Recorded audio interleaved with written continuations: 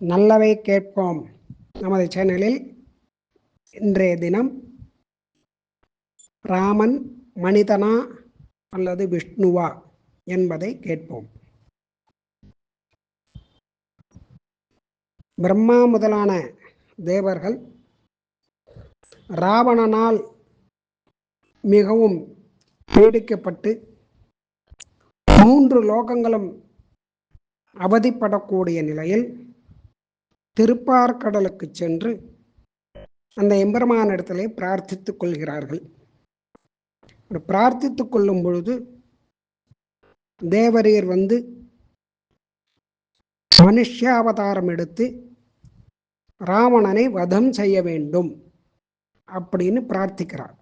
அந்த யோஜனையை இவாளே சொல்றார், பிரம்மா முதலானவா சொல்றார். மானுஷ்யே சிந்தையாமாச ஜென்மபூமிம் அதாத்மனः ததப்பத்ம பலாசாட்சः கிருத்வா ஆத்மானம் சதுர்விதம். பகவானே விஷ்ணுவே, நீர் உம்முடைய ரூபத்தை 4 விதமா பிரித்து கொண்டு ராம லக்ஷ்மண பரத சத்ருகுணலா அவதரித்து அதில் ராமனாக மனுஷனாக இருந்து ராவணனை வதம் பண்ண வேண்டும். பிதரம் ரோச்சயாமாச ததா தசரதம் நிருபம் சதோ தேவரிஷி கந்தர்வாக சருத்ராக சாப்சரோகனாக.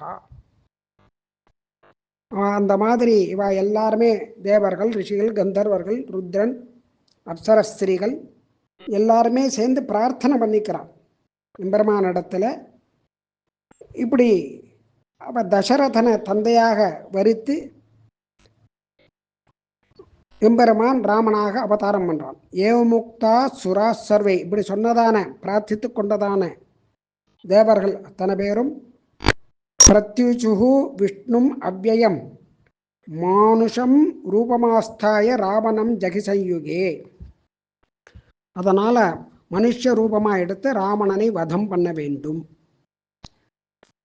ராமர் அதுக்கெல்லாம், மகாவிஷ்ணு அதுக்கெல்லாம் ஒப்புக்கொண்டு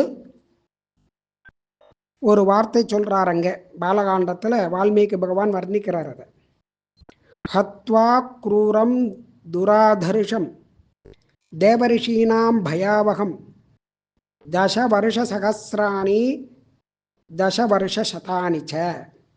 இப்படி தேவர்கள் எல்லாம் பிரார்த்தனை பன்னெண்டத்துக்கு ஏத்தார் போல பகவான் விஷ்ணு ராமனா அவதாரம் பண்ணி ராவணனை சம்ஹாரம் பண்ணுவேன் அப்படின்னு சொல்லி அதன் பிறகு 16,000 வருஷங்கள் ராஜ்ய பரிபாலனமும் நடத்துவேன் அப்படின்னு ஆரம்பத்திலேயே அந்த முடிவையும் அதன் பிறகு தான் பண்ணக்கூடியதான காரியங்களும் எம்பெருமான் அவளுக்கு சொல்றார், சொல்லி அனுப்பிடுறார். அதுக்கப்புறம் ராமாவதாரம் எடுத்து வனவாசம் பண்ணி சீதாபகரன்லாம் ஆன பிற்பாடு ராவணனை வதம் பண்ணி திரும்பி பட்டாபிஷேகத்துக்கு அயோத்தியா மாநகரத்துக்கு எழுந்துள்ளார் ராமபிரான். இப்போ பகவான் சொன்னது, ராமபிரான் சொன்னது, ராவணனை வதம் பின்ன பிற்பாடு பிரம்மா முதலான தேவர்கள்லாம் அவர் போய் சேவிக்கிறார். அப்போ போகும்போது அவள் இடத்துல சொல்ற, ஆத்மானம் மானுஷம் மன்யே ராமம் தசரதாத்மஜம் சோகம் எஸ்ஸ யதச்சாகம் பகவான் சத் அப்ரவீத்துமே அப்படின்னு. அப்ப தேவர்கள் பிரம்மருத்ராதிகள் இவெல்லாம் பிரார்த்தனை பண்ணிட்டு தான் அந்த ஜென்ம பூமியை தேர்ந்தெடுத்து மகாராஜரை, சக்கரவர்த்தி தசரத பிதாவாக வர்ணம் பண்ணி அவதாரம் பண்ணி அந்த மனுஷ சரீரத்தோடைய ராவணனை வதம் பண்ணார். இது பாலகாண்டத்தில் சொல்றது. அப்புறம் இப்படியே அவதாரம் பண்ணி ராவண வதத்துக்கு முன்னால் வனவாசம் வந்து, அதான் ராவண வதத்துக்கு முன்னால் அந்த தனுர்பங்கம் அதை முடிச்சுட்டு சீதையை விவாகம் பண்ணிட்டு வரும்பொழுது பரசுராமர் ராமரை பார்க்குறார். இப்போ இவெல்லாம் என்ன பண்ணுறா அப்படின்னா, ராமன் வந்து மனுஷன் இல்லை, இவன் விஷ்ணு அப்படிங்கிறத இவெல்லாம் நிச்சயப்படுத்துகிறா.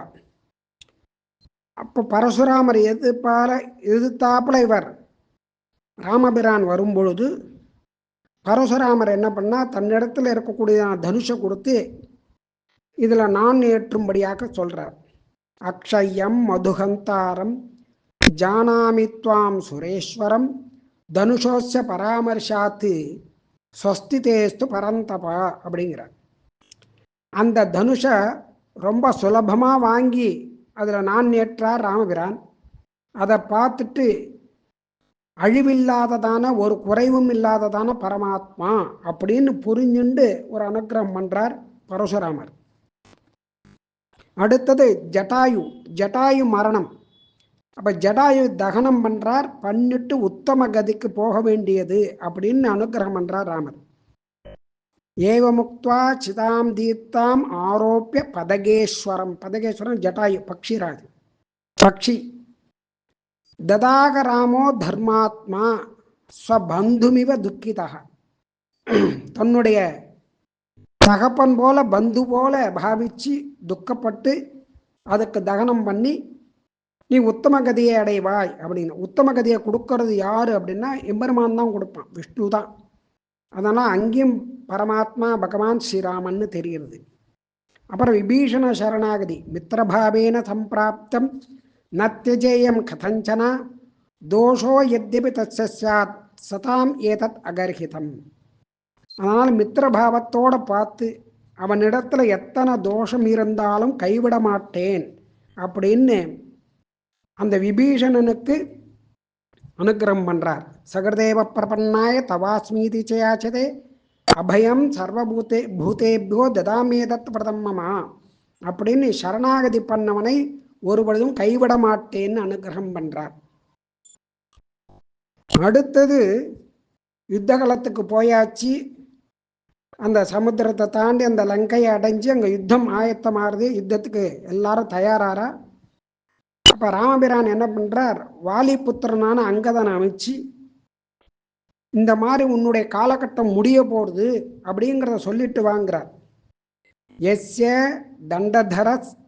தண்டதரஸ்தேகம் தாராஹரண கரிஷிதா தண்டம் தாரயமானஸ்து லங்காத்வாரே விவஸ்திதா அப்படின்னு.